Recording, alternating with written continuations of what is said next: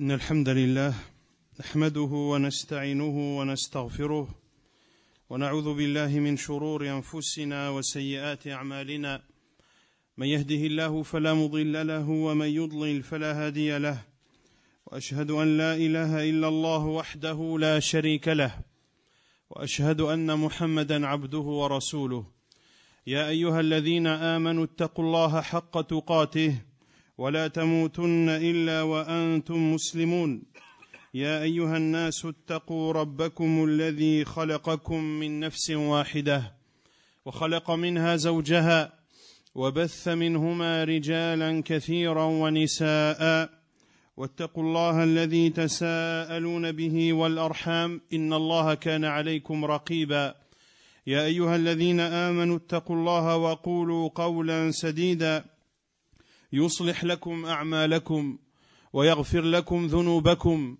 ومن يطع الله ورسوله فقد فاز فوزا عظيما أما بعد فإن أصدق الحديث كتاب الله تعالى وخير الهدي هدي محمد صلى الله عليه وسلم وشر الأمور محدثاتها وكل محدثة بدعة وكل بدعة ضلالة وكل ضلالة في النار أما بعد فهذه الخطبة التي ابتدأت بها كلمتي هذه هي خطبة الحاجة التي كان النبي صلى الله عليه وسلم يستفتح بها خطبه ومواعظه عليه الصلاة والسلام.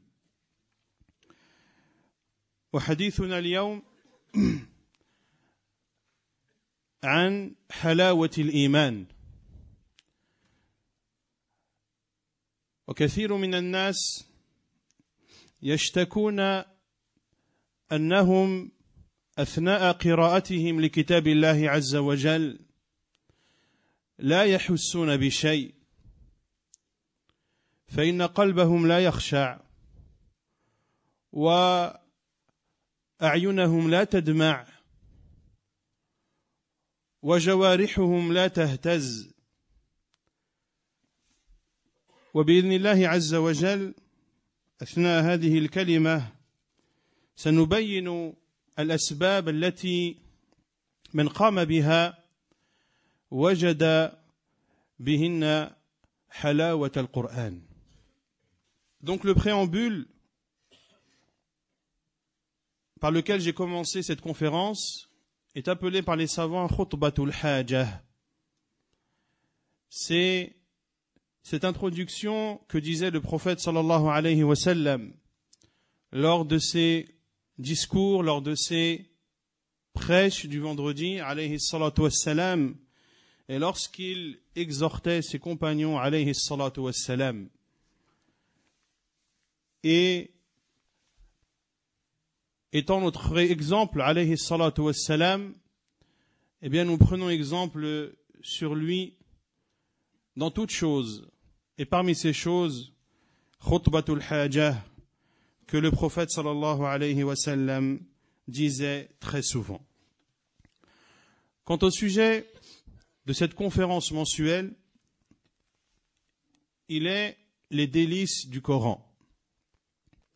Les délices du Coran. Et c'est à la base une conférence donnée par le cheikh Sulayman al-Ruhayli hafidhahullah ta'ala, l'enseignant dans la mosquée du prophète sallallahu alayhi wa ala alihi wa sallam, et l'enseignant également dans l'université islamique de Médine. Je me suis basé sur cette conférence et j'ai ajouté d'autres informations afin que le mérite soit et les bienfaits de cette conférence soient plus complets, insha'Allah ta'ala. Allah azza wa jal خلق الدنيا للإنسان وخلق للإنسان في هذه الدنيا ما يصلحه ومما خلقه الله عز وجل للإنسان أن جعل في هذه الدنيا أمورا لها حلاوة يتذوقها بلسانه وجعل له سبحانه وتعالى في الدنيا أمورا لها حلاوة معنوية يتذوقها بقلبه ولا شك ولا ريب أن الحلاوة المعنوية أعظم وألذ من الحلاوة الحسية. Allah Azza wa Jal a créé ce bas monde pour l'être humain.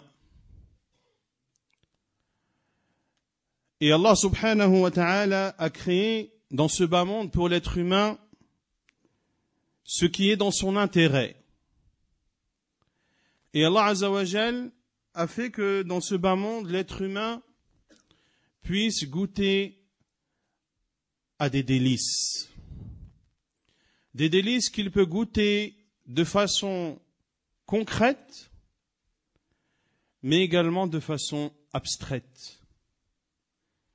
Quant aux délices de façon concrète, c'est le plus souvent ce qu'il mange, ce qu'il délecte, ce qu'il savoure. Parmi les choses succulentes qu'Allah subhanahu wa ta'ala a créées pour nous. Et les délices abstraits sont les délices ressentis par le cœur.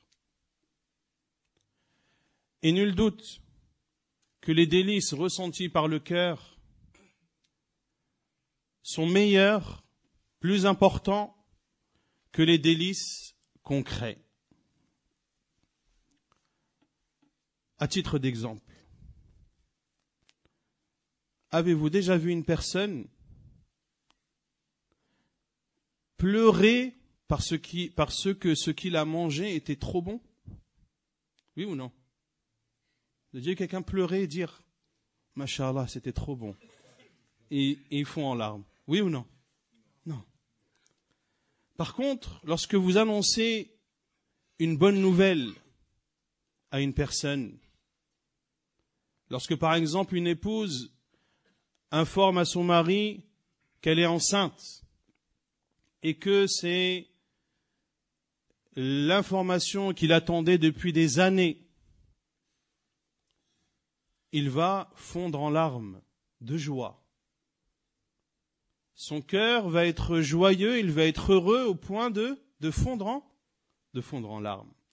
Donc les délices ressentis par le cœur sont meilleurs et plus importants que les délices concrets.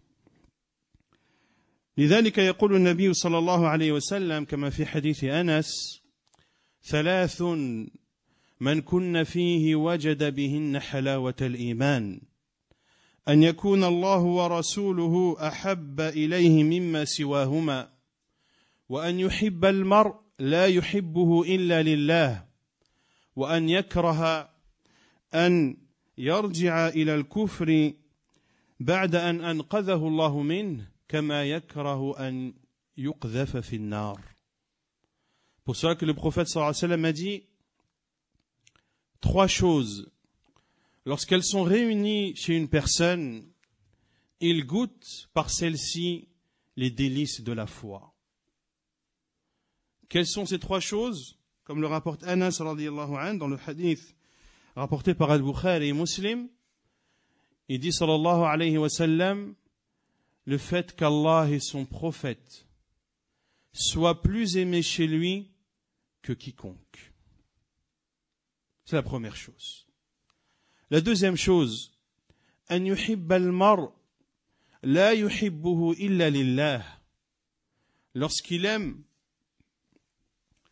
une personne, il ne l'aime que pour Allah. Lorsque tu aimes ton frère, tu l'aimes pour Allah subhanahu wa ta'ala. Tu ne l'aimes pas parce qu'il est riche.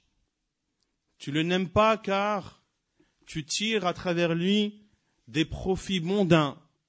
Tu l'aimes pour Allah subhanahu wa ta'ala. Et la troisième chose qu'a cité le prophète alayhi salatu wassalam est qu'une personne déteste retourner dans la mécréance après qu'Allah subhanahu wa ta'ala l'en ait sauvé, comme il détesterait être jeté dans le feu. Et les savants ont cité que est valable également dans ce hadith celui qui déteste retourner dans le péché après que Allah subhanahu wa ta'ala lui ait permis et lui ait facilité le repentir, comme il aimerait, comme il détesterait être jeté dans le feu.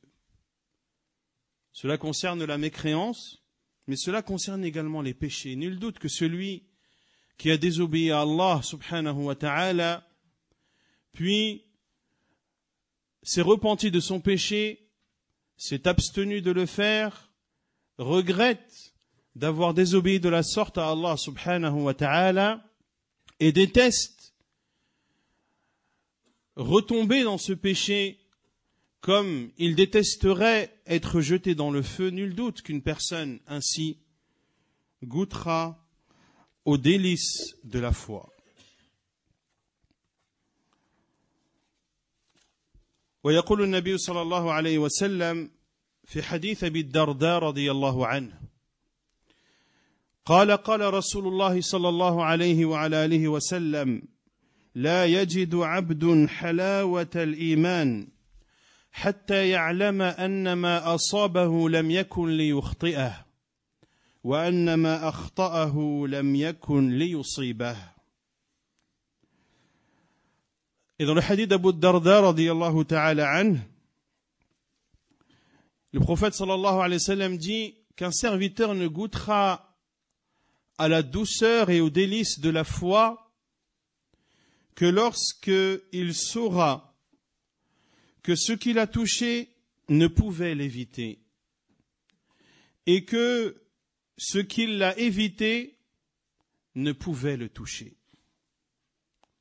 Le serviteur d'Allah subhanahu wa ta'ala qui arrive à ce stade d'avoir la certitude dans son cœur que tout ce qui le touche ne pouvait l'éviter et tout ce qu'il a évité ne pouvait le toucher. Il ne dit pas si j'avais fait ceci, si j'avais fait cela, il ne se serait pas produit ceci ou cela. Mais il place sa confiance en Allah subhanahu wa ta'ala et ainsi il goûte à la douceur de la foi. وهناك حلاوة معنوية أخرى تختص بالنساء وذلك أن النبي صلى الله عليه وسلم قال لو أمرت أحدا أن يسجد لأحد لأمرت المرأة أن تسجد لزوجها من عظم حقه عليها ثم قال عليه الصلاة والسلام ولا تجد امرأة حلاوة الإيمان حتى تؤدي حق زوجها Et il y a un délice de la foi ou une cause qui permet de goûter aux délices de la foi qui est propre aux femmes. Dans le hadith authentique, le prophète sallallahu alayhi wa sallam a dit: si j'avais ordonné à quelqu'un de se prosterner devant quelqu'un d'autre, j'aurais alors ordonné à la femme de se prosterner devant son mari, de par les droit qu'il a sur elle. Puis il dit sallallahu alayhi wa sallam, et une femme ne peut goûter à la douceur de la foi que lorsqu'elle a donné à son mari tous ses droits. Ainsi la femme qui donne à son mari ses droits en obéissance à Allah et à son prophète sallallahu alayhi wa sallam, goûtera alors à la douceur de la foi dans son cœur. Et ceci est la parole du prophète sallallahu alayhi wa sallam. Et le prophète sallallahu alayhi wa sallam ne dirige sa communauté que vers le bien.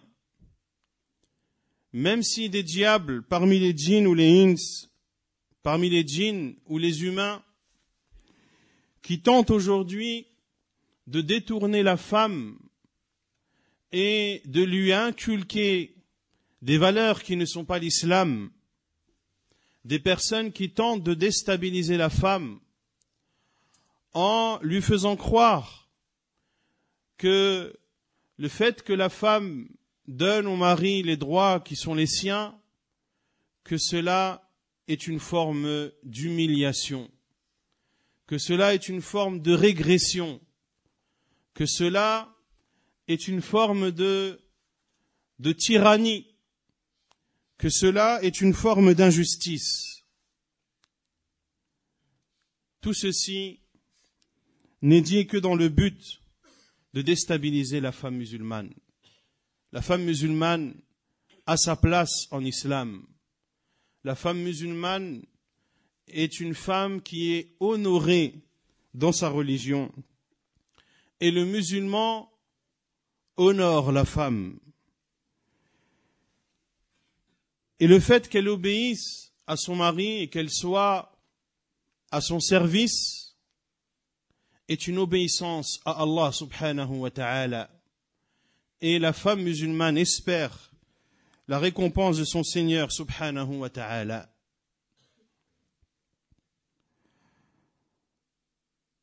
Allah subhanahu wa ta'ala أنزل على نبينا محمد صلى الله عليه وعلى آله وسلم هذا القرآن هدى للناس وبينات من الهدى والفرقان فقص الله عز وجل فيه أحسن القصص وضرب فيه أعظم الأمثال ففي القرآن أمر الله عز وجل وزجر ووعد وأوعد وجعل فيه من روائع البيان ما يذيب الجبال لو أنزل عليها كما قال الله تعالى لو أنزلنا هذا القرآن على جبل لرأيته خاشعا متصدعا من خشية الله لرأيته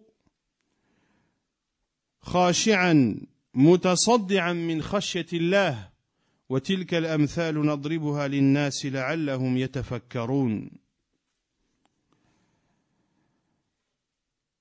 Allah subhanahu wa ta'ala a révélé à son prophète sallallahu alayhi wa sallam le Coran, qui est une guidée pour les gens et qui est un discernement entre le vrai et le faux, entre le bien et le mal.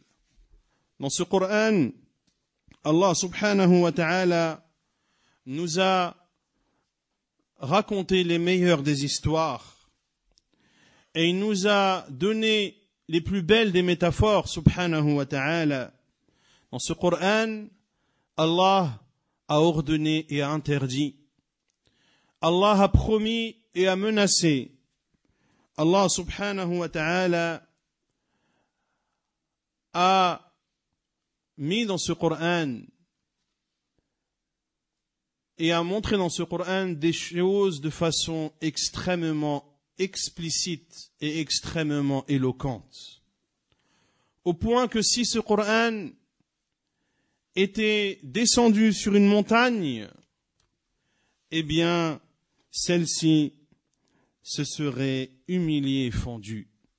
Comme l'a dit Allah Azza wa Jal, selon le sens, si nous avions fait descendre ce Coran sur une montagne, tu l'aurais vu s'humilier et se fendre par crainte d'Allah subhanahu wa ta'ala.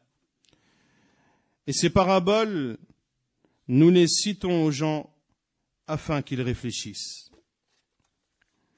Ces paraboles qu'Allah Azza wa Jal donne afin que les gens réfléchissent. Ainsi, parmi les moyens qui te permettent aux musulmans et musulmanes de goûter à la douceur et aux délices du Coran, c'est de savoir tout d'abord que le Coran est la parole d'Allah subhanahu wa ta'ala, qu'Allah subhanahu wa ta'ala a parlé comme cela est propre à Allah subhanahu wa ta'ala. Puis, il a ordonné à Jibril alayhi salam de révéler ces paroles dans le cœur de Muhammad sallallahu alayhi wa ala alihi wa sallam. Ce Coran est un livre béni, c'est un livre immense, c'est un livre explicite. Et pour goûter aux délices du Coran, tu dois apprendre à connaître ce qu'est ce Coran. Allah Azza wa Jal dit en décrivant ce Coran, Inna anzalnahu Qur'anan arabiyyan la'allakum ta'qilun. Nous l'avons fait descendre, un Coran en langue arabe, afin que vous raisonniez. Et il dit subhanahu wa ta'ala, Kitabun anzalnahu ilayka mubarakun liyadabbaru ayatih, wa liyatadhakkara ulul albab. Wa qala subhanahu, وهذا كتاب أنزلناه مبارك فاتبعوه واتقوا لعلكم ترحمون. Un livre béni que nous avons fait descendre vers toi afin qu'il médite sur ces versets et que les doués d'intelligence réfléchissent. Et il dit Azza wa Jal dans Surat Al-An'am, les bestiaux, et voici un livre béni que nous avons fait descendre, suivez-le donc et soyez pieux afin de recevoir la miséricorde. Allah Azza wa Jal a donc décrit ce Coran comme étant béni et il nous ordonne subhanahu wa ta'ala de le suivre et il nous a montré que c'est la guidée et que toute la guidée est présente dans le livre d'Allah subhanahu wa ta'ala. Inna hadha al-Qur'ana yahdi lillati hiya aqwam. Certes, ce Coran guide vers ce qu'il y a de plus droit. هذا الكتاب يخرج الناس من الظلمات إلى النور. ألف لام را. كتاب أنزلناه إليك لتخرج الناس من الظلمات إلى النور بإذن ربهم إلى صراط العزيز الحميد. Ce Coran fait sortir les gens des ténèbres vers la lumière. Il dit subhanahu wa ta'ala dans le premier verset de Surat Ibrahim, Alif Lam Ra, un livre que nous avons descendu sur toi afin que tu fasses sortir les gens des ténèbres vers la lumière, par la volonté d'Allah, vers le chemin du Tout-Puissant et du digne de louange. هذا القرآن تحدى الله عز وجل الكافرين أن يأتوا بمثله فلم يستطيعوا أن يأتوا بمثله فضلا عن أن يأتوا بما يخل به من إعراب. قال الله تعالى قل لئن اجتمعت الإنس والجن على أن يأتوا بمثل هذا القرآن لا يأتون بمثله ولو كان بعضهم لبعض ظهيرا. Ce Coran, Allah Azza wa Jal a défié les non-croyants et les non-musulmans d'apporter un Coran semblable. Ils n'ont pas réussi et ne réussiront pas à apporter un Coran similaire. De même qu'ils n'ont pas réussi à trouver une erreur dans le Coran, quelle que soit cette erreur. Même les erreurs linguistiques, il n'y en a pas dans le Coran. Il dit subhanahu wa ta'ala, dit si les djinns et les humains se réunissaient pour apporter un Coran similaire, ils ne pourraient apporter un Coran similaire, même s'ils se soutenaient les uns les autres. Lorsqu'ils ont été incapables d'apporter un Coran similaire, Allah subhanahu wa ta'ala les a défiés d'apporter 10 sourates similaires. قال الله تعالى أم يقولون افتراه قل فأتوا بعشر سور مثله مفتريات وادعوا من استطعتم من دون الله إن كنتم صادقين. Allah Azza wa Jalla leur a dit, ou bien disent-ils qu'il l'a forgé? Lorsque les polythéistes ont dit que le prophète sallallahu alayhi wa sallam a forgé le Coran de toutes pièces, Allah Azza wa Jalla lui a dit, dis, apportez 10 sourates similaires que vous aurez forgées par vous-même et appelez qui vous pourrez en dehors d'Allah si vous êtes véridique. فلما عجزوا عن ذلك انتقل التحدي إلى أن تحداهم الله بأن يأتوا بسورة مثله بسورة واحدة. قال الله تعالى وإن كنتم في ريب مما نزلنا على عبدنا فأتوا بسورة من مثله وادعوا شهداءكم من دون الله إن كنتم صادقين. Lorsqu'ils ont été incapables d'apporter un Coran similaire, lorsqu'ils ont été incapables d'apporter 10 sourates similaires, Allah Azza wa Jalla les a défiés d'apporter ne serait-ce qu'une seule et unique sourate similaire. Il dit Azza wa Jalla, et si vous êtes dans le doute vis-à-vis de ce que nous avons descendu sur notre serviteur, alors apportez une sourate similaire et appelez vos témoins, c'est-à-dire vos idoles, en dehors d'Allah, si vous êtes véridiques.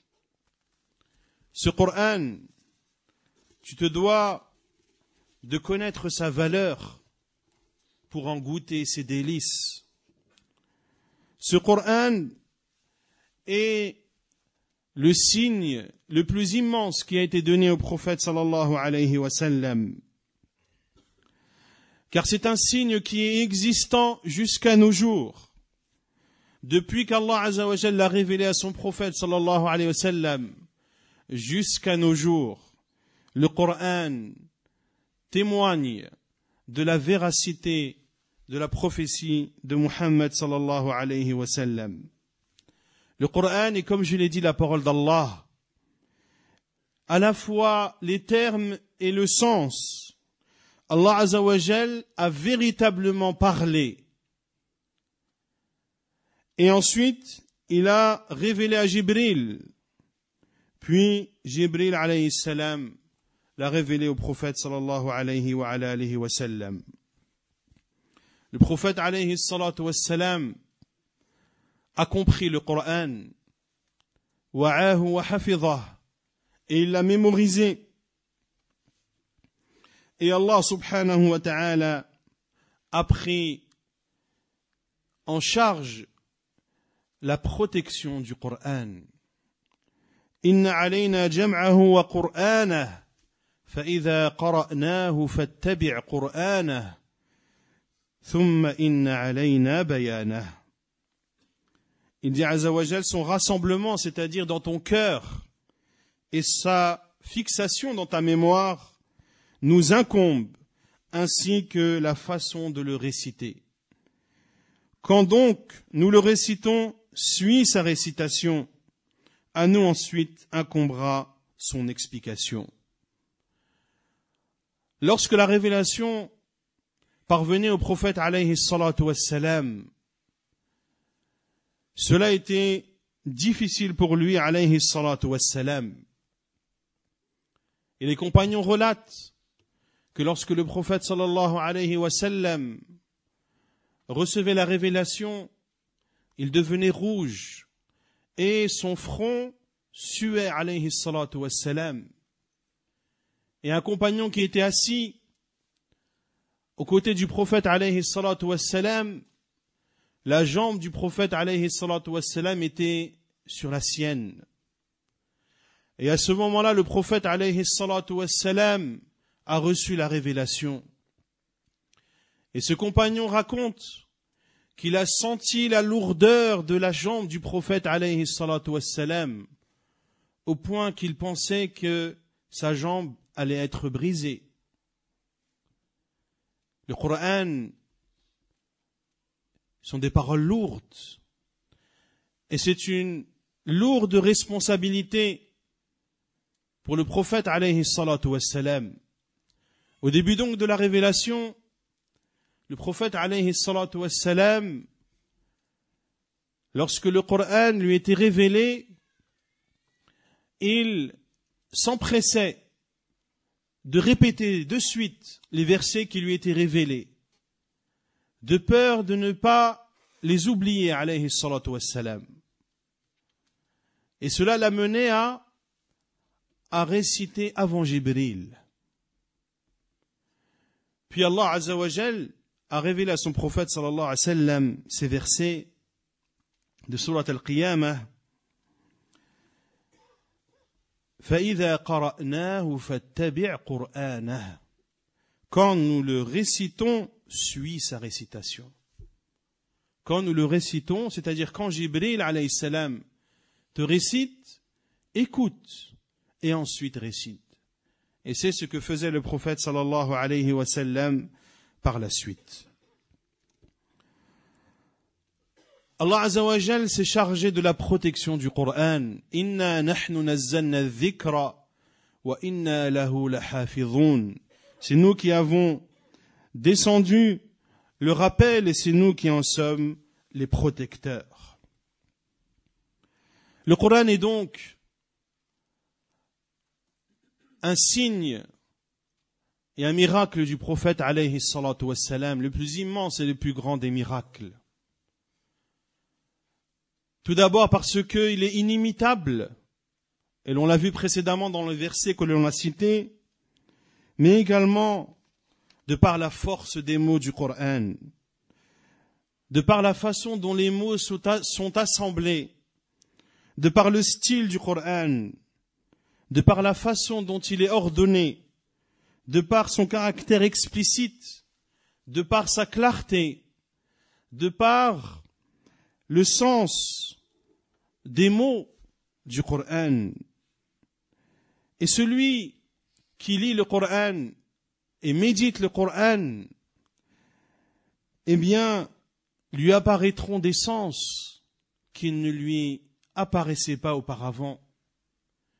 Et il aura l'impression de lire ce verset qu'il a pourtant l'habitude de lire souvent. Il aura l'impression de l'avoir lu pour la première fois. Ainsi parlent les savants en disant que Al-Qur'an la tanqati'u ajaibuh. Le Qur'an, tu ne cesseras jamais de t'en étonner. Lorsque tu étudies le Qur'an, que ce soit les sens du Qur'an, lorsque tu étudies le Qur'an de façon linguistique, tu es étonné de son éloquence et de son style. Lorsque tu étudies le Qur'an de par les jugements juridiques, lorsque tu étudies le Qur'an de par les sagesses et les morales, ton étonnement ne s'arrête pas. Et Cheikh al-Islam Ibn Taymiyyah rahimahullah, en parlant du style du Coran qui est un style étonnant et fascinant, il dit rahimahullah que ce Coran ne ressemble à aucun genre d'écriture. Ce n'est ni de la poésie, ce n'est ni de la prose, ce n'est pas écrit comme l'on écrit une lettre, ce n'est pas comme une exhortation ou un discours. et cela ne ressemble à rien des écrits des humains, qu'ils soient arabes ou non arabes. Et ceci, comme dit Cheikh al-Islam Ibn Taymiyyah, est étonnant. Et ceci est extraordinaire. Et le Coran n'a pas de similaire dans les paroles des créatures. Lorsque tu apprends à connaître le Coran, chers musulmans et musulmanes, lorsque tu connais sa valeur, c'est là où tu goûtes à ses délices.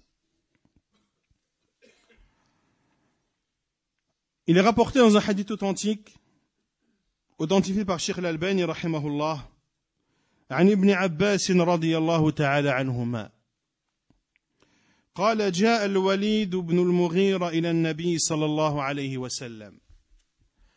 الوليد بن المغيرة وهو من سادات قريش ومن أغنيائهم.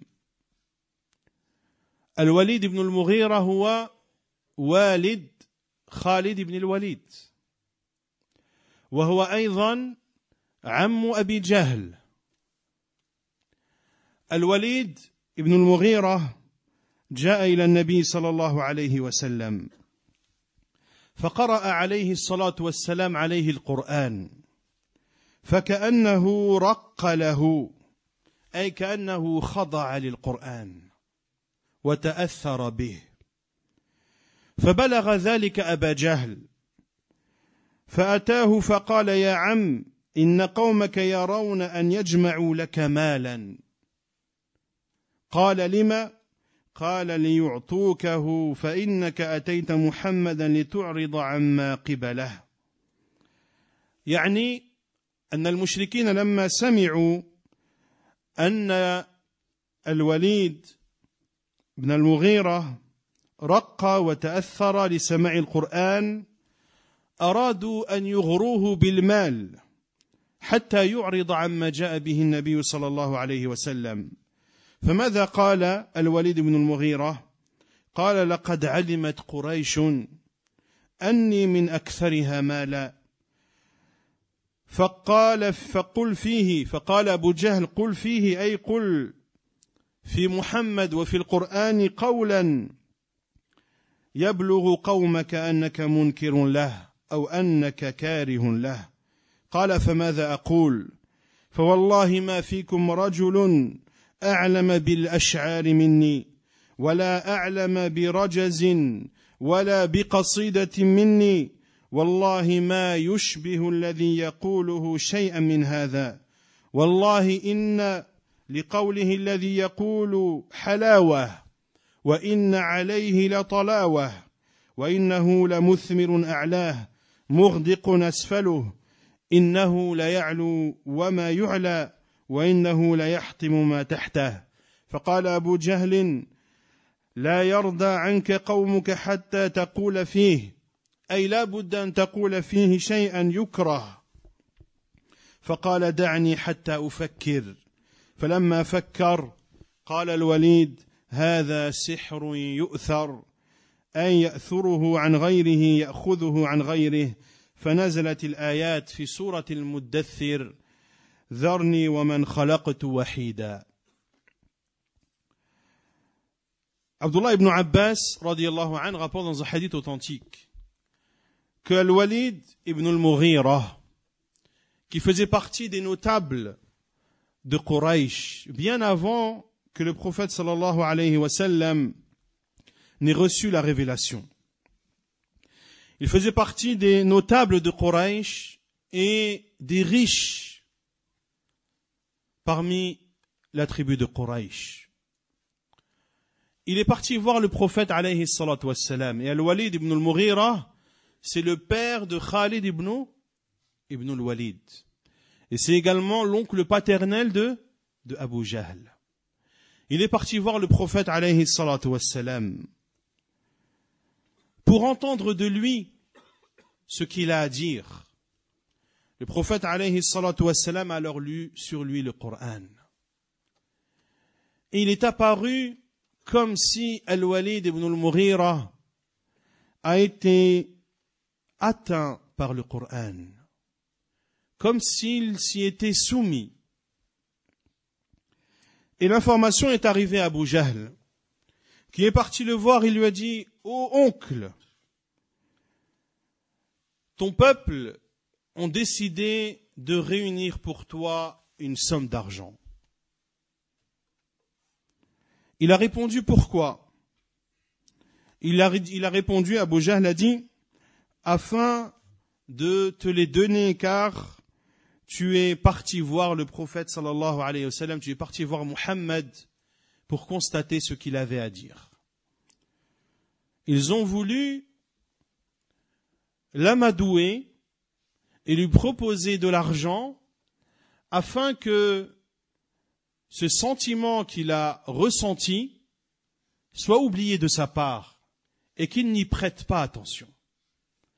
Qu'est-ce que le Walid ibn al-Mughira a répondu? Comme on a dit, il fait partie des riches notables de Quraysh. Il a répondu à Abu Jahl, Quraysh sait pertinemment que je fais partie de ceux qui ont le plus d'argent. Abu Jahl alors dit, dis alors sur lui une parole que ton peuple comprendra comme étant une critique à son égard. Abu Jahl a dit à Al-Walid ibn al-Mughira, dis alors une parole sur Muhammad et sur le Coran, dans lequel tu le critiques afin que ton peuple soit apaisé vis-à-vis de toi. Al-Walid ibn al-Mughira a répondu, par Allah, il n'y a pas un homme parmi vous qui connaît la poésie mieux que moi, qui connaît les proses mieux que moi. Par Allah, les paroles qu'il a dites ne ressemblent à aucune autre chose. Les paroles qu'il a dites sont des délices et ce sont des paroles élégantes et gracieuses. Le haut de ces paroles est fructueux. Ses racines sont abondantes en eau. Ce sont des paroles qui ont le dessus et qui ne peuvent être surpassées, et des paroles qui écrasent tout ce qu'il y a en dessous elles. Abu Jahl a dit alors, ton peuple ne sera satisfait de toi que lorsque tu diras sur lui une parole détestable, une parole dans laquelle on comprendra que tu le critiques et que tu n'es pas d'accord avec lui. Al-Walid ibn al-Mughira a alors dit, Da'ni hatta ufakkir. Laisse-moi réfléchir. Et cela est relaté dans Surat Al-Muddathir. Lorsqu'Allah subhanahu wa ta'ala dit, Dharni wa man khalaqtu wahida. Lorsqu'Allah azza wa jal dit à son prophète sallallahu alayhi wa sallam, laisse-moi avec celui que j'ai créé seul. Ici, c'est Al-Walid ibn al-Mughira. وَجَعَلْتُ لَهُ مَالًا مَمْدُودًا, à qui j'ai donné des biens étendus. وَبَنِينَ شُهُودًا, et des enfants qui lui tiennent toujours compagnie. Des enfants de Al-Walid ibn al-Mughira qui étaient au nombre de 10, notamment les garçons, et ils étaient toujours à ses côtés, car il n'avait pas besoin de travailler étant issu d'une famille riche. وَمَهَّدْتُ لَهُ تَمْهِيدًا, pour qui aussi j'ai aplani toute difficulté. ثُمَّ يَطْمَعُ أَنْ أَزِيدَ, cependant il convoite de moi que je lui donne davantage. Pour montrer l'ingratitude de Al-Walid ibn al-Mughira, malgré ses biens abondants qu'Allah Azza wa Jalla lui a donnés, il voulait toujours davantage. كلا إنه كان لآياتنا عنيدا, pas du tout, car il reniait nos signes avec entêtement. سأرهقه صعودا, je vais le contraindre à gravir une pente. Les savants disent ici qu'il sera châtié d'un châtiment qu'il ne pourra supporter en enfer. Innahu fakkara wa qaddar. Il a réfléchi et il a décidé. Faqutila kayfa qaddar.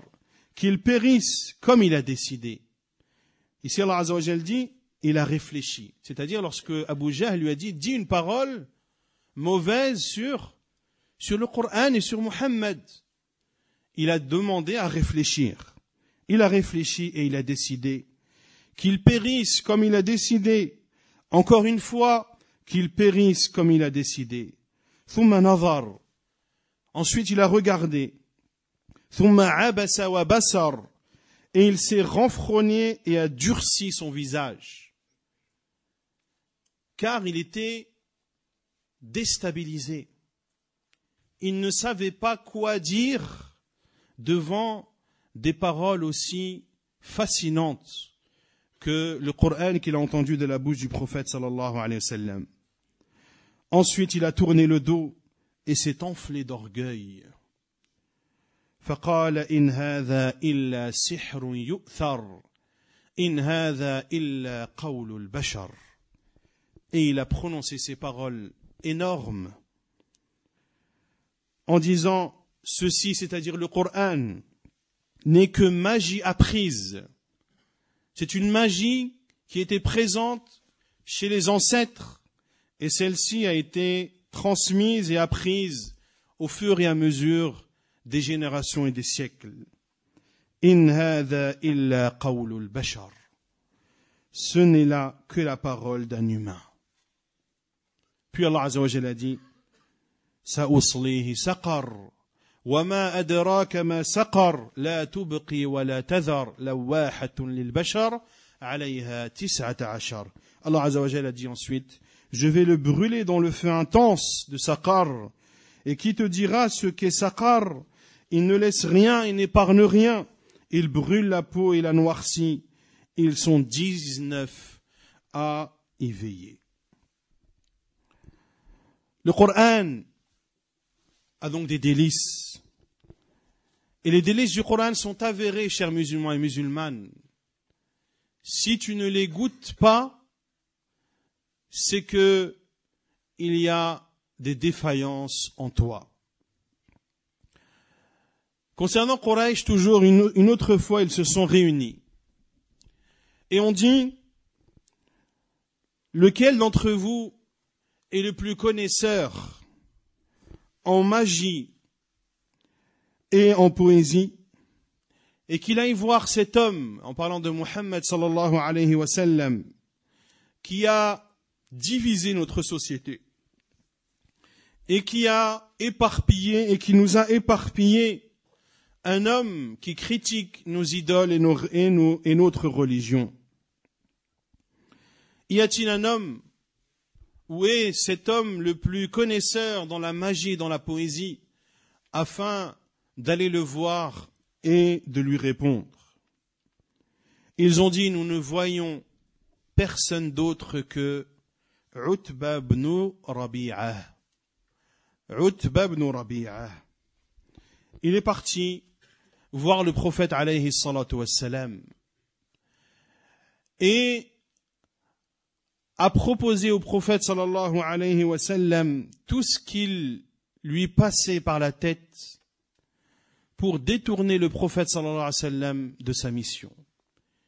Il lui a proposé de l'argent, il lui a proposé des femmes, il lui a proposé, si le prophète sallallahu alayhi wa sallam se considérait malade, de lui ramener les médecins les plus réputés et les plus connus. Lorsque Utba ibn Rabi'a a terminé ses paroles, le prophète alayhi salatu wassalam a récité les premiers versets de Surat Fussilat, jusqu'à arriver à la parole d'Allah subhanahu wa ta'ala, فَإِنْ أَعْرَضُوا فقل أنذرتكم صاعقة مثل صاعقة عاد وثمود. La parole d'Allah Azza wa Jal, et s'ils se détournent, en parlant de ceux dont le message sera parvenu, Et ceux qui se sont détournés, dis-leur alors, je vous mets en garde contre une foudre comme la foudre qui a exterminé le peuple de Ad et de Thamoud. Lorsque Utba ibn Rabi'a a entendu, il s'est levé et a supplié le prophète sallallahu alayhi wa sallam de se taire et de ne plus continuer. Lorsqu'il est retourné chez les polythéistes de Quraysh, ils ont vu son visage totalement changé. Il leur a raconté ce qui s'est passé avec le prophète sallallahu alayhi wa sallam et la peur qu'il a ressentie à l'écoute de la lecture du prophète sallallahu alayhi wa sallam. Et il leur a dit, vous savez pertinemment que Muhammad, lorsqu'il dit une chose, il ne ment pas. Et j'ai eu peur que ne s'abatte sur vous un châtiment. Et il m'a dit des paroles, par Allah, mes oreilles n'ont jamais entendu parole similaire. Et je ne savais pas quoi répondre. Regardez les polythéistes, les Arabes, qui savaient la valeur du Coran, des paroles qu'ils n'ont jamais entendues auparavant, des paroles éloquentes.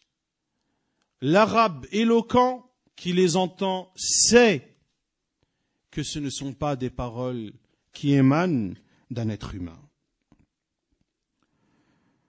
Comme je l'ai dit, beaucoup de gens se plaignent de ne pas ressentir et de ne pas goûter aux délices du Coran, en disant qu'ils lisent le Coran mais qu'ils ne ressentent rien.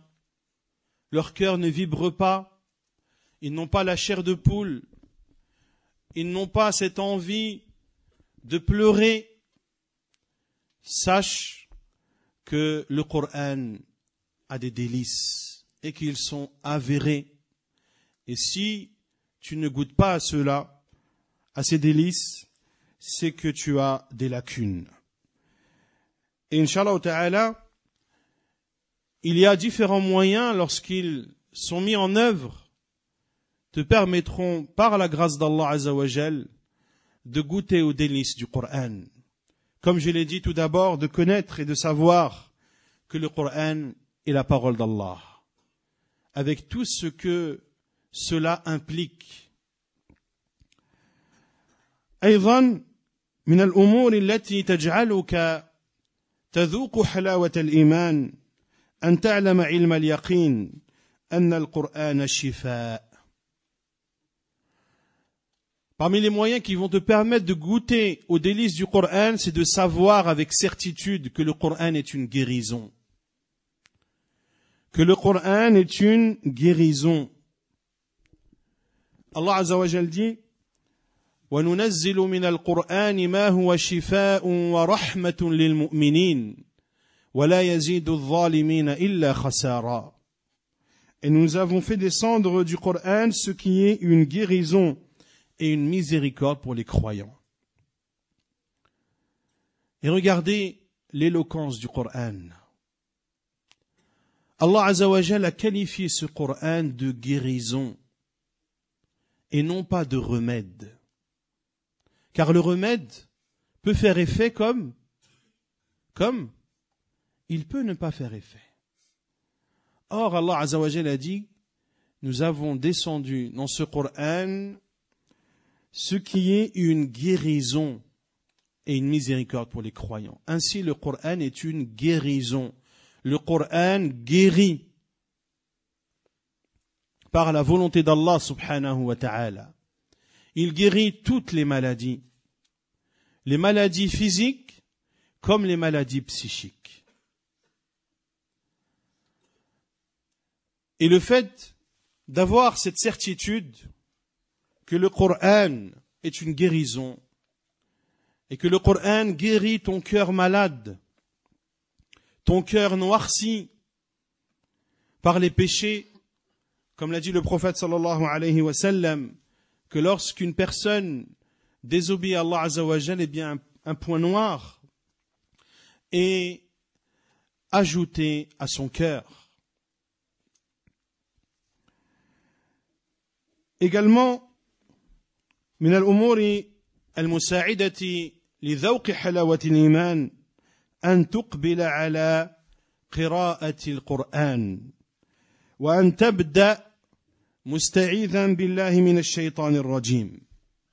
Également, parmi les moyens qui vont t'aider à goûter aux délices du Coran, c'est le fait de lire le Coran et de commencer et précéder ta lecture par la demande de protection, en demandant à Allah Azza wa Jal de te protéger du diable banni. Pourquoi? Car le diable, lorsqu'il va te voir lire la parole d'Allah subhanahu wa ta'ala, il va faire en sorte de t'apporter des choses qui vont te détourner de cette lecture du Coran. Et le diable est un maître en la matière. Et ses ruses sont extrêmement nombreuses pour détourner le musulman et la musulmane du sentier d'Allah subhanahu wa ta'ala. Il va essayer, en te voyant lire le Coran, de faire en sorte que ton cœur s'absente. Et ainsi, tu ne sauras même pas ce que tu lis. Lorsqu'il te verra à la mosquée, il va faire en sorte que tu quittes cette mosquée. Car en quittant la mosquée, tu t'arrêteras de lire le Coran. Lorsque tu es chez toi, il va faire en sorte que tu sortes de chez toi. Et lorsque tu persistes dans ta lecture, eh bien, il va essayer de t'insuffler des suggestions diaboliques afin de te détourner ton attention dans la lecture du Coran. Pour cela que Allah subhanahu wa ta'ala nous enjoint, azza wa jal, lorsque l'on veut lire le Coran, de commencer en disant أعوذ بالله من الشيطان الرجيم فإذا قرأت القرآن فاستعذ بالله من الشيطان الرجيم. Lorsque tu lis le Coran, demande la protection d'Allah contre le shaitan banni. Pourquoi demandons-nous la protection d'Allah Azza wa Jal contre le diable? Allah Azza wa Jal nous explique cela en disant إنه ليس له سلطان على الذين آمنوا وعلى ربهم يتوكلون. Le diable n'a aucun pouvoir sur ceux qui croient et ceux qui placent leur confiance en leur Seigneur subhanahu wa ta'ala. Crois donc en Allah subhanahu wa ta'ala, place ta confiance en lui et sache qu'en faisant cela, le diable n'aura aucun pouvoir sur toi. ومن الأمور المعينة على ذوق حلاوة الإيمان أن تتدبر القرآن عند تلاوته. أفلا يتدبرون القرآن؟ حث الله سبحانه وتعالى على تدبر القرآن. ومن التدبير أن تقرأ وأن تعلم أنك المخاطب بالقرآن. Parmi les moyens qui vont te permettre de goûter aux délices du Coran, c'est de méditer le Coran. Allah Azza wa Jal dit, ne médite-t-il donc pas sur le Coran? Allah Azza wa Jal nous encourage à méditer sur le Coran. Et parmi les formes de méditation dans le Coran, est que lorsque tu lis le Coran, que tu saches avec certitude que que le Coran s'adresse à toi et que tu es concerné par ces paroles que tu lis. Lorsque tu lis un ordre d'Allah subhanahu wa ta'ala, alors tu médites et tu te remets en question vis-à-vis de cet ordre qu'a donné Allah subhanahu wa ta'ala. L'as-tu mis en pratique? Fais-tu partie de ceux qui ont obéi à Allah subhanahu wa ta'ala? Si tu trouves qu'effectivement cet ordre tu le mets en application, alors demande à Allah azza wa jal de te raffermir dans cette voie. Et si tu constates que non, cet ordre tu ne l'appliques pas, alors tu te remets en cause et tu reviens vers ton Seigneur subhanahu wa ta'ala. Et ainsi de suite, lorsque tu lis un interdit d'Allah subhanahu wa ta'ala dans le Coran, tu te remets en question. Si effectivement tu ne fais pas cet interdit, alors tu demandes à Allah azza wa jal de te raffermir dans la vérité. Et si par contre tu commets ce péché et cet interdit, alors tu te repens à ton Seigneur subhanahu wa ta'ala. Également, parmi les formes de méditation, le fait de savoir que le Coran expose toute chose. قال تعالى ولقد صرفنا في هذا القرآن ليذكروا وما يزيدهم إلا نفورا. Très certainement, nous avons exposé tout ceci, toute chose dans ce Coran, afin que les gens réfléchissent, mais cela n'a fait qu'augmenter leur répulsion. Tu te dois donc, lorsque tu lis le Coran et les différentes choses qu'Allah subhanahu wa ta'ala a explicitées, tu te dois de réfléchir et de méditer. De méditer dans les signes d'Allah, dans l'univers, de méditer dans les signes d'Allah subhanahu wa ta'ala parmi ses créatures. Et ainsi tu feras partie de ceux qui se rappellent et qui profitent de ce rappel. Lorsque tu lis la parole d'Allah azza wa jalla, inna fi khalqis samawati wal ard wa ikhtilafi al-layli wan nahar la ayatin li ulil albab. Lorsque tu lis la parole d'Allah azza wa jalla, il y a dans la création des cieux et de la terre et dans l'alternance du jour et de la nuit. Tu te rappelles la création d'Allah, les cieux. Tu te rappelles que nous sommes dans une planète minuscule qui n'a même pas la taille d'un atome dans l'univers d'Allah subhanahu wa ta'ala. Tu te rappelles qu'il y a des créatures immenses qu'Allah subhanahu wa ta'ala a créées, comme le soleil, qui se trouve à des millions et des millions de kilomètres de nous, mais dont nous profitons ici, comme il se doit. Nous profitons de sa lumière, nous profitons de sa chaleur. Toutes ces lumières qui sont allumées le soir n'illuminent pas la terre comme le jour. C'est vrai ou pas? Il suffit que le soleil se lève et voilà la terre illuminée. Le soleil est une lampe et il chauffe. Il n'éclaire pas trop au point de nous éblouir et de nous empêcher de vivre correctement. Il ne chauffe pas trop au point de ne pas pouvoir vivre à la surface de cette terre. Le soleil est exactement là où il doit être. Il est exactement là où Allah subhanahu wa ta'ala l'a positionné. Et le soleil se lève à la minute près. Et il se couche à la minute près. Lorsque tu médites, sur cette terre, sur les créatures d'Allah subhanahu wa ta'ala, lorsque tu médites sur toi-même, wa fi anfusikum afala tubsirun, et en vous-même, ne voyez-vous donc pas? Ne vois-tu pas le corps humain? De quelle façon parfaite il est créé? Ne vois-tu pas comment ses organes sont agencés? Ne vois-tu pas comment le corps se défend lui-même?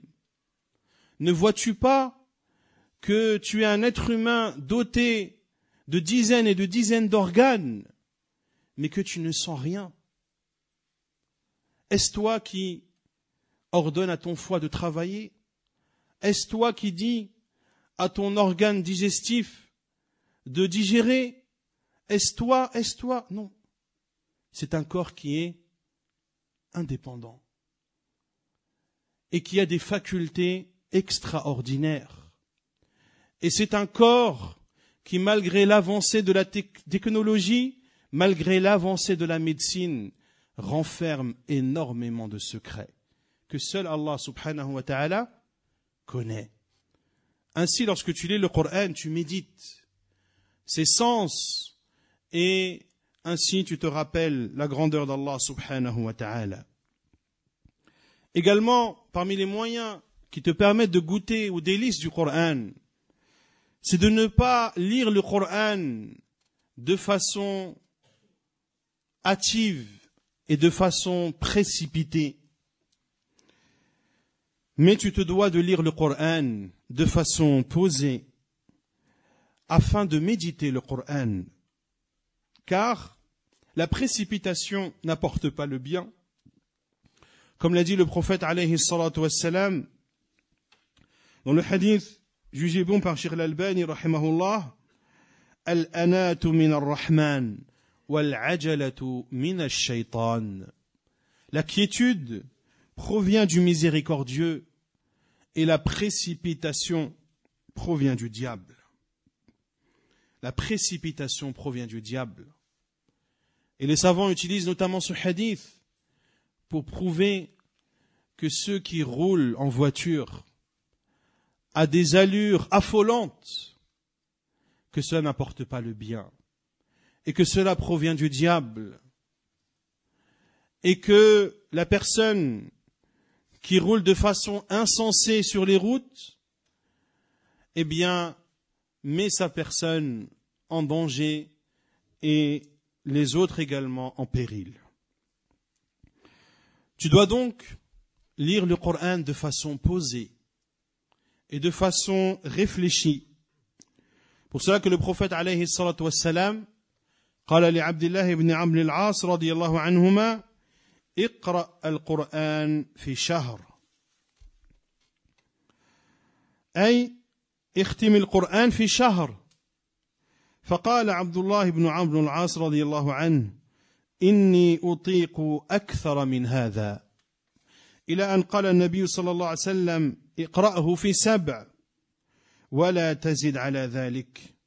وفي رواية أن النبي صلى الله عليه وسلم أن عبد الله بن عمرو العاص رضي الله عنه رد النبي صلى الله عليه وسلم حتى قال اقرأه في 3 وما فقه من قرأه في أقل من 3. Le prophète sallallahu alayhi wa sallam a dit à Amr ibn Amr al-As radiyallahu anhu, lis le Coran dans le mois, c'est-à-dire termine sa lecture au bout d'un mois. Et Abdullah ibn Amr ibn al-As radiyallahu anhu, Abdullah ibn Amr ibn al-As radiyallahu anhu a dit, ô envoyé d'Allah, mais je peux plus, je peux faire plus, je peux lire le Coran en moins de temps. Jusqu'à ce que le prophète sallallahu alayhi wa sallam lui a dit, lis-le en 7 jours et n'ajoute pas, et ne le lis pas moins que cela. Et dans une autre version, le prophète sallallahu alayhi wa sallam lui a dit, lis-le alors en 3 jours. Et n'a pas compris, ne détient pas la compréhension saine, celui qui lit le Coran en moins de 3 jours. Donc ici, le prophète sallallahu alayhi wa sallam, lorsqu'il a demandé à Abdullah ibn Amr ibn al-As radiyallahu anhu de lire le Coran en un mois prouve que le prophète sallallahu alayhi wa sallam l'a orienté, l'a dirigé à adopter une lecture posée et une lecture réfléchie. Et les savants ont divergé sur le Coran. Est-ce mieux de le lire de façon posée et méditée, ou alors le mieux est de lire le plus de Coran possible? من قرأ حرفا من كتاب الله فله بكل حرف 10 حسنات. Car celui qui lit une lettre du Coran a pour chaque lettre lue 10 hasanat. Les savants ont divergé. Certains ont dit le mieux est de lire le Coran de façon posée afin de méditer. لِيَدَّبَّرُوا آيَاتِهِ. Car Allah Azza wa Jalla dit afin qu'il médite ces signes. Et c'est sans aucun doute la meilleure façon de lire le Coran. Et d'autres ont dit celui qui fait partie des savants, des étudiants en sciences, ceux qui ont étudié les sens du Coran, alors le mieux pour eux est de lire le Coran de façon posée, afin de profiter de ces morales, de ces leçons et de ces méditations. Quant à celui qui n'a pas étudié, alors le mieux pour lui est de lire le plus de Coran afin d'avoir à son actif le plus de bonnes actions. Et l'imam Ibn al-Qayyim, rahimahullah, dans son livre Zad al-Ma'ad, dit que les deux se valent. Et que le premier, celui qui lit le Coran de façon méditée, de façon posée, de façon réfléchie, est comparable à celui qui a donné en aumône une pierre extrêmement précieuse, un joyau précieux. Et celui qui aura lu le Coran de façon plus rapide et donc aura obtenu beaucoup de bonnes actions est comparable à celui qui aura donné en aumône 10 petites pierres précieuses. Mais le montant de ces 10 pierres précieuses équivaut à ce premier joyau qui a été offert. Pour montrer que l'un prend son temps, réfléchit et médite, et donc a une grande récompense, et l'autre lit plus, a plus de récompense en quantité, mais quant à la valeur, elle est équivalente au premier. Ainsi, l'imam Ibn al-Qayyim rahimahullah a réuni entre ces deux avis. Abdullah ibn Mas'ud radiyallahu anhu a dit Iqra'u al-Qur'an wa harriku bihi al-qulub wa la yakun hammu ahadikum akhir as-surah. Abdullah ibn Mas'ud dit pour nous enseigner comment lire le Coran et comment goûter à ses délices, lisez le Coran et faites bouger vos cœurs par le Coran, et que le but de l'un d'entre vous ne soit pas la dernière page, ne soit pas la fin de la sourate. Certaines personnes, lorsqu'ils lisent une sourate, ils voient que le temps commence à se faire long. Et donc ils tournent les pages pour voir quand est-ce que la sourate se termine.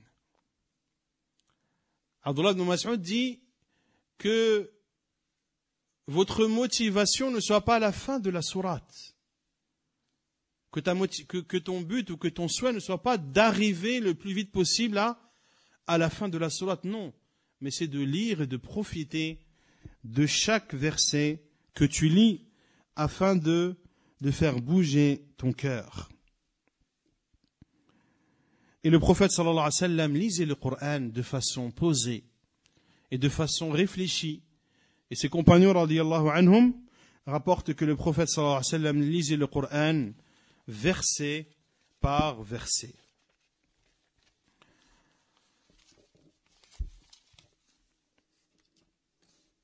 Également, parmi les moyens qui te permettent de goûter aux délices du Coran, من الأسباب التي تجعلك تذوق حلاوة الإيمان أن تحسن صوتك بالقرآن أن ترتل القرآن حسب استطاعتك أن تحسن صوتك وأن تزينه وأنت تقرأ القرآن حتى لو كنت وحدك وفي جوف بيتك. Également, parmi ces moyens qui te permettent de goûter aux délices du Coran, c'est le fait d'embellir ta voix lorsque tu lis le Coran, de psalmodier le Coran autant que tu le peux en embellissant ta voix, et ceci même lorsque tu es seul chez toi, car le fait d'embellir la lecture du Coran a un impact sur le cœur.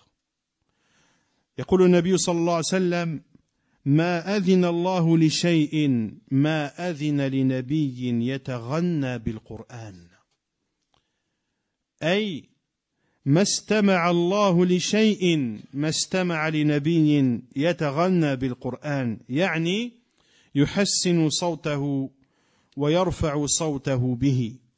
وفي رواية ما أذن الله لشيء ما أذن لنبي حسن الصوت يتغنى بالقرآن. D'embellir le Coran, d'embellir la lecture du Coran. Le prophète sallallahu alayhi wa sallam a dit, Allah n'a pas entendu une chose comme lorsqu'il entend un prophète réciter le Coran. Bien sûr, Allah Azza wa Jal entend toutes les voix. Mais la voix d'un prophète qui lit le Coran et qui le psalmodie est appréciée et aimée chez Allah subhanahu wa ta'ala. Et les savants disent, comme Ibn al-Kathir rahimahullah, disent car les prophètes embellissent leur voix et lisent comme cela leur a été révélé, avec une foi parfaite et une conviction absolue. Ainsi, le prophète sallallahu alayhi wa sallam nous encourage à lire le Coran et à le psalmodier. Il dit alayhi salatu wassalam, laysa minna man lam yataghanna bil Qur'an. Ne fait pas partie de nous celui qui ne psalmodie pas le Coran, c'est-à-dire qui n'embellisse pas sa voix dans la lecture du Coran. Qu'est-ce que signifie ce hadith du prophète sallallahu alayhi wa sallam? Certains savants ont dit man lam yataghanna bil Qur'an, c'est-à-dire qui ne se suffit pas du Coran, mais il a besoin d'un autre livre. Et d'autres savants ont dit man lam yataghanna, celui qui ne psalmodie pas le Coran. Et ici dans le sens de celui qui ne le psalmodie pas dans le but de le rabaisser. Celui qui ne psalmodie pas le Coran dans le but de le rabaisser.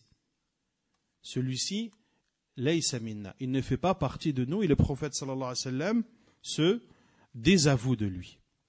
Mais dans tous les cas, l'on retient de ce hadith que le prophète sallallahu alayhi wa sallam nous encourage à psalmodier le Coran, à embellir nos voix lors de la récitation de la parole d'Allah subhanahu wa ta'ala. أيضا من الأسباب أن تستمع للقرآن إذا قرئ وأن تنصت وأن تحضر قلبك عند تلاوته وعند استماعه. قال تعالى وإذا قرئ القرآن فاستمعوا له وأنصتوا لعلكم ترحمون. إن في ذلك لذكرى قال الله تعالى في سورة قاف إن في ذلك لذكرى لمن كان له قلب أو ألقى السمع وهو شهيد. Également, les moyens qui vont te permettre de goûter aux délices du Coran, c'est d'écouter attentivement le Coran lorsqu'il est récité et de faire en sorte que ton cœur soit présent lorsque tu le lis comme lorsque tu l'écoutes. Allah Azza wa Jal dit, selon le sens, et quand on récite le Coran, prêtez-lui oreille attentivement et observez le silence afin que vous obteniez la miséricorde d'Allah. Et dans le verset de Surat Qaf, Allah Azza wa Jal dit, il y a bien là un rappel. Il y a bien là un rappel à celui qui a un cœur et prête l'oreille tout en étant témoin. Le Cheikh Sa'di rahimahullah ta'ala a dit, c'est-à-dire celui qui a un cœur vivant, un cœur intelligent et présent. La présence du cœur est donc primordiale pour goûter aux délices de la foi. Et ici, je vous cite une parole de l'imam Ibn al-Qayyim rahimahullah,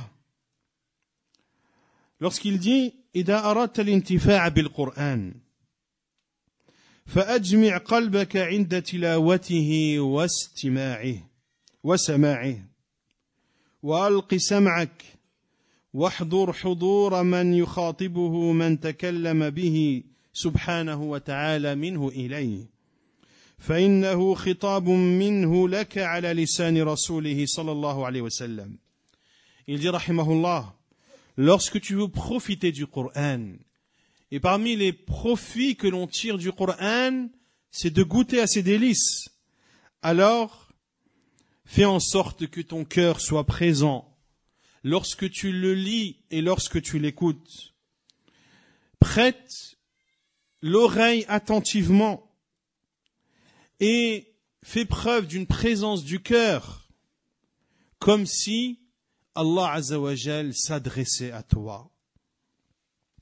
Car, effectivement, c'est un message qui t'est adressé de la part d'Allah subhanahu wa ta'ala par la bouche du prophète sallallahu alayhi wa sallam.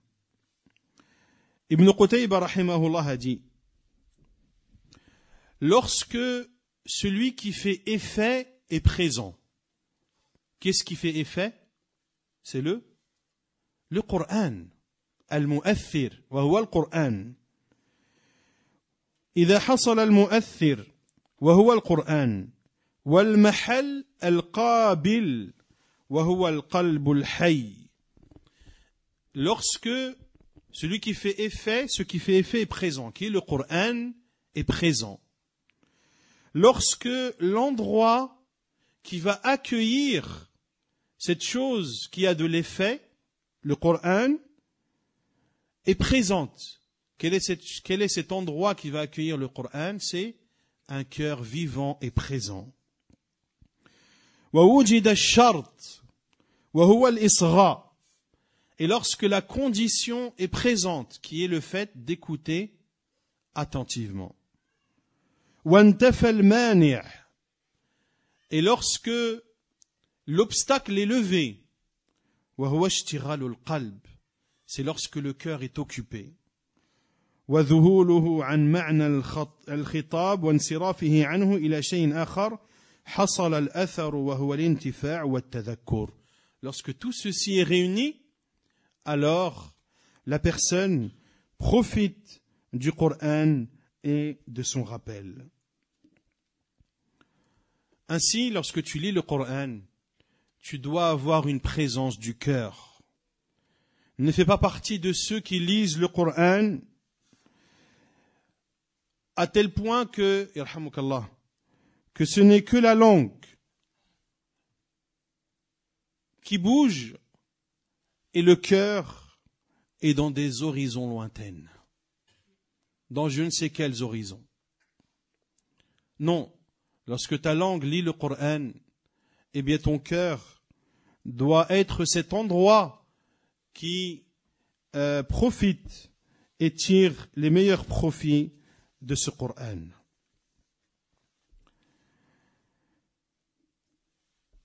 أيضا من الأسباب أن تعلم العلم الجازم أنه لا اختلاف في كتاب الله ولا تعارض بين آياته. Également, parmi les moyens qui vont te permettre de goûter à la saveur du Coran, c'est le fait d'avoir la certitude et la conviction qu'il n'y a pas de contradiction dans le livre d'Allah. Il n'y a pas de contradiction dans le livre d'Allah. Allah Azza wa Jal dit وَلَوْ كَانَ مِنْ عِنْدِ غَيْرِ اللَّهِ لَوَجَدُوا فِيهِ اخْتِلَافًا كَثِيرًا.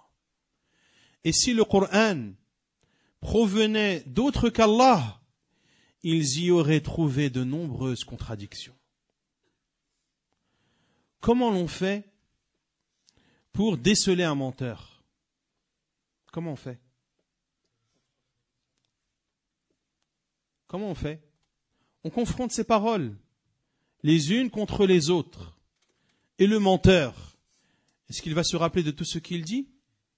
Est-ce qu'il va analyser chaque parole et être sûr que l'une ne va pas contredire l'autre? Non. Il y aura bien un moment ou un autre où la contradiction sera flagrante et cette contradiction sera une évidence de son mensonge. Le Coran ne contient aucune contradiction. Et si le Coran avait été forgé par le prophète Muhammad sallallahu alayhi wa sallam, et si cela avait été un pur mensonge et une pièce montée et une chose montée de toutes pièces, pensez-vous que les polythéistes, les Arabes, les vrais Arabes, n'auraient pas trouvé de faute, n'auraient pas trouvé de contradiction dans ce Coran? وَلَوْ كَانَ مِنْ عِنْدِ غَيْرِ اللَّهِ لَوَجَدُوا فِيهِ اخْتِلَافًا كَثِيرًا. Donc le fait d'avoir la conviction que le Coran ne contient aucune contradiction t'aide à goûter aux délices de la foi. Car il se peut que dans ta lecture, tu lises des versets qui contredisent d'autres. Mais ici, il faut amener les versets équivoques à équivoques, les soumettre aux versets qui sont sans équivoque. Également, de faire preuve d'humilité lorsque tu lis le Coran et de te soumettre à ce Coran. Ainsi était le prophète sallallahu alayhi wa sallam. Il faisait preuve d'humilité dans le Coran et ainsi étaient ses compagnons radiyallahu ta'ala anhum. Et l'on doit donc faire attention à ne pas avoir un cœur dur, car un cœur dur empêche de goûter aux délices de la foi. Allah Azza wa Jal dit أَلَمْ يَأْنِ لِلَّذِينَ آمَنُوا أَن تَخْشَعَ قُلُوبُهُمْ لِذِكْرِ اللَّهِ وَمَا نَزَلَ مِنَ الْحَقِّ. Le moment n'est-il pas venu pour ceux qui ont cru que leur cœur s'humilie à l'évocation d'Allah et devant ce qui est descendu de la vérité? Tu te dois donc de t'humilier et de faire preuve d'humilité lors de la lecture du Coran, de la parole d'Allah subhanahu wa ta'ala. Et tu te dois de pleurer lorsque tu lis le Coran. Et si tu ne pleures pas, fais en sorte de pleurer. Fais en sorte de pleurer, car cela est ce qui caractérisait le prophète sallallahu alayhi wa sallam ainsi que ses compagnons. Abdullah ibn Mas'ud radiyallahu anhu a dit قال للنبي صلى الله عليه وسلم اقرأ علي. النبي صلى الله عليه وسلم قال لعبد الله بن مسعود اقرأ علي، أي اقرأ علي القرآن. والعلماء يقولون أن هذا من الأدب، من أدب القرآن أن تأمر من يقرأ عليك، وإن كنت حافظا وإن كنت أفضل من القارئ فهذا من آداب التلاوة. فالنبي صلى الله عليه وسلم الذي أنزل عليه القرآن أمر عبد الله بن مسعود رضي الله عنه وقال له اقرأ علي. فقال عبد الله بن مسعود يا رسول الله أقرأ عليك وعليك أنزل؟ قال نعم. فقرأت سورة النساء حتى أتيت إلى هذه الآية: فكيف إذا جئنا من كل أمة بشهيد وجئنا بك على هؤلاء شهيدا. قال النبي صلى الله عليه وسلم: حسبك الآن. وقال عبد الله بن مسعود: فالتفت إليه فإذا عيناه تذرفان صلى الله عليه وسلم. ومن صفات أبي بكر رضي الله عنه أنه كان رجلا بكاء لا يملك عينيه إذا قرأ القرآن. Le prophète sallallahu alayhi wa sallam a dit à Abdullah ibn Mas'ud: lis sur moi le Coran. Et les savants ont dit que cela fait partie des comportements à avoir lors de la lecture du Coran, de demander à quelqu'un de lire pour toi. Même si tu connais le Coran par cœur, même si tu es meilleur que celui qui va lire. Car le prophète sallallahu alayhi wa sallam, celui sur qui le Coran a été révélé, a demandé à Abdullah ibn Mas'ud de lire le Coran. Abdullah ibn Mas'ud radiyallahu anhu a dit: Ya Rasulallah, ô envoyé d'Allah, veux-tu que je lise sur toi le Coran alors que c'est sur toi qu'il a été descendu? Et le prophète sallallahu alayhi wa sallam a dit: oui, car j'aime l'entendre d'autres que moi. Et Abdullah ibn Mas'ud radiyallahu anhu a récité Surat An-Nisa jusqu'à arriver à la parole d'Allah subhanahu wa ta'ala: comment seront-ils quand nous ferons venir de chaque communauté un témoin et que toi, c'est-à-dire toi, ô Muhammad, nous te ferons venir comme témoin contre ces gens-ci. Puis le prophète sallallahu alayhi wa sallam a dit à Abdullah ibn Mas'ud: hasbouk, cela suffit maintenant.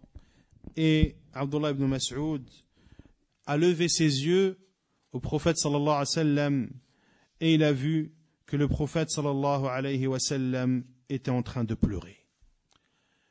Ainsi étaient également ses compagnons radiyallahu anhum. Abu Bakr as-Siddiq radiyallahu anhu était connu pour être un homme qui pleurait beaucoup lors de la lecture du Coran, au point que, à la Mecque, au début de l'islam, lorsqu'il lisait le Coran et qu'il pleurait, les gens, les femmes et les enfants se réunissaient autour de sa maison pour entendre la lecture d'Abu Bakr et entendre ses pleurs, radiyallahu ta'ala an. Et vers la fin de la vie du prophète sallallahu alayhi wa sallam, lorsqu'il ne pouvait plus présider la prière, il a dit à Aïcha radiyallahu anha: demande à Abu Bakr de prier, de présider la prière. Et Aïcha radiyallahu anha a dit: ô envoyé d'Allah, mais Abu Bakr est une personne qui ne sait pas retenir ses pleurs lorsqu'il lit le Coran. Et le prophète sallallahu alayhi wa sallam d'insister: Muru Aba Bakrin falyusalli bin nas. Ordonnez à Abu Bakr de présider la prière. أيضا من الأسباب أن تدارس القرآن مع غيرك. Également d'enseigner le Coran et d'apprendre le Coran avec d'autres personnes. Car le prophète sallallahu alayhi wa sallam apprenait le Coran avec Jibril alayhi salam, et ainsi faisaient les compagnons radiyallahu anhum. Ils apprenaient les uns les autres le Coran entre eux, ils lisaient le Coran entre eux, ils l'apprenaient par cœur entre eux et ils expliquaient entre eux les sens des versets du Coran. وأيضا من الأسباب التي تعينك على ذوق حلاوة الإيمان أن تكثر من قراءة القرآن وأن تحذر من هجره. وقال الرسول: يا رب إن قوم اتخذوا هذا القرآن مهجورا. Également, parmi les moyens, le fait de lire beaucoup le Coran et de ne pas s'éloigner du Coran et de sa lecture. Et malheureusement, c'est une chose que l'on constate de plus en plus, que les gens et que les musulmans lisent de moins en moins le Coran. Le mois dans lequel ils lisent le Coran, c'est le Ramadan. Certains même n'ouvrent le mushaf que du Ramadan au Ramadan. Entre ces 2 mois, eh bien, ils n'ouvrent presque jamais le Coran. Et combien de masahif sont recouverts de poussière dans les maisons, de par l'éloignement des gens du Coran et de sa lecture. Allah Azza wa Jal dit, selon le sens et le messager, c'est-à-dire le prophète Mohammed sallallahu alayhi wa sallam dit, Seigneur, mon peuple a vraiment fait de ce Coran une chose délaissée. Ainsi, plus tu lis le Coran, et plus tu adouciras ton cœur, et plus ton cœur sera miséricordieux, plus ton cœur connaîtra la joie, le bonheur, la quiétude. Et y a-t-il une chose qui réjouit et qui offre au cœur une quiétude plus que le Coran? Ala bi dhikrillahi tatma'innul qulub. N'est-ce pas par l'évocation d'Allah que les cœurs s'apaisent et connaissent leur quiétude? Et le prophète sallallahu alayhi wa sallam nous dit, Iqra'u al-Qur'an, فإنه يأتي يوم القيامة شفيعا لأصحابه. Le prophète sallallahu alayhi wa sallam dit, lisez le Coran, car il viendra intercéder en faveur de ses partisans, de ceux qui le lisent. Lisez le Coran, c'est-à-dire lisez-le beaucoup. Il dit sallallahu alayhi wa sallam, Iqra'u az-Zahrawayn, al-Baqarata wa surata Ali Imran, فإنهما تأتيان يوم القيامة كأنهما غمامتان تحاجان عن أصحابهما.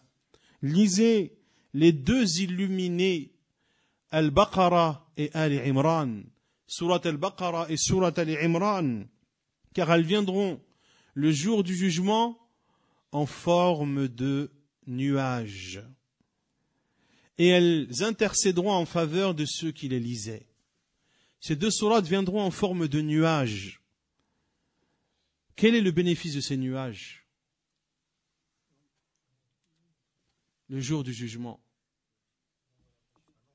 D'être une ombre pour ceux qui les lisaient. D'être une ombre, car le jour du jugement, le soleil se rapprochera des gens. Et le fait d'avoir un nuage au-dessus de soi qui permet de se protéger du soleil ne peut être que le bienvenu. Et le prophète sallallahu alayhi wa sallam dit que Surat al-Baqarah et Surat al-Imran, pour celui qui les lira, viendront sous forme de nuages qui les préserveront de la chaleur du jour dernier. Et en plus de cela, elles intercéderont en faveur de ceux qui les lisent. Iqra'u Surat al-Baqarah, fa inna akhdaha barakah, wa tarkaha hasrah, wa la yastati'uha al-batalah. Il dit sallallahu alayhi wa sallam, lisez Surat al-Baqarah, c'est-à-dire lisez beaucoup Surat al-Baqarah, car le fait de la lire est une bénédiction. Le fait de la délaisser, de délaisser sa lecture, est un remords et ne la supportent pas les sorciers. Les sorciers ne la supportent pas. Ainsi, nous devons lire le Coran et le lire souvent, le lire très souvent, le lire le plus souvent possible. Je peux être plus clair? Et de réserver à ce Coran ton temps le plus précieux. Ne réserve pas au Coran le temps libre, entre guillemets, entre différentes activités. Et l'activité secondaire, ou celle que je fais, si j'arrive à tout faire, c'est de lire le Coran. Non. Ton temps précieux, celui dont tu as le plus besoin, tu le consacres au Coran. Car ainsi étaient les salafs. Ils consacraient leur temps le plus précieux et le plus profitable à la lecture du livre d'Allah subhanahu wa ta'ala. ومن الأسباب أيضا وبه أختم أن تكثر من الأعمال الصالحة وعلى رأسها الصلاة والزكاة. Parmi d'autres causes qui te permettent de goûter à la douceur et aux délices du Coran, et je terminerai par cela, le fait de multiplier les œuvres pieuses. Et à la tête de ces œuvres pieuses, la prière et la zakat. Car le cœur profite de la parole d'Allah subhanahu wa ta'ala, il en profite plus lorsqu'il accorde une attention particulière à la prière et à la zakat. Allah Azza wa Jal dit dans le verset de Surat Al-Baqarah, Alif Lam Mim, Dhalika al-kitabu la rayba fih. Voici le livre dont il n'y a aucun doute. Hudan lil muttaqin. Une guidée pour les pieux. Alladhina yu'minuna bil ghaybi. Ceux qui croient en l'invisible. Wa yuqimuna as-salah. Qui accomplissent la prière. Wa mimma razaqnahum yunfiqun. Et ceux qui dépensent de ce que nous leur avons donné. Et de ce que nous leur avons donné comme pourvoyance. Allah Azza wa Jal nous montre donc que le Coran est une guidée et un bienfait pour les croyants, les pieux. Qui sont-ils? Ceux qui accomplissent la prière et qui donnent la zakat et qui croient en l'au-delà. Ainsi, le fait de faire beaucoup d'œuvres pieuses fait en sorte que ton cœur augmente, que ta foi augmente et qu'ainsi tu profites le plus de la parole d'Allah subhanahu wa ta'ala. Voici les quelques conseils que l'on a pu diriger aujourd'hui pour ceux qui se plaignent, et nombreux ils sont, de ne pas ressentir et de ne pas goûter aux délices du Coran, qui sont des délices bel et bien présents, bel et bien existants, que un certain nombre de gens et de musulmans goûtent à chaque instant. Et ceci, le fait de ne pas goûter aux délices de la foi, aux délices du Coran, ne revient pas au fait que nous faisons partie des dernières générations ou que nous ne savons pas lire le Coran. Non. Nous savons lire le Coran.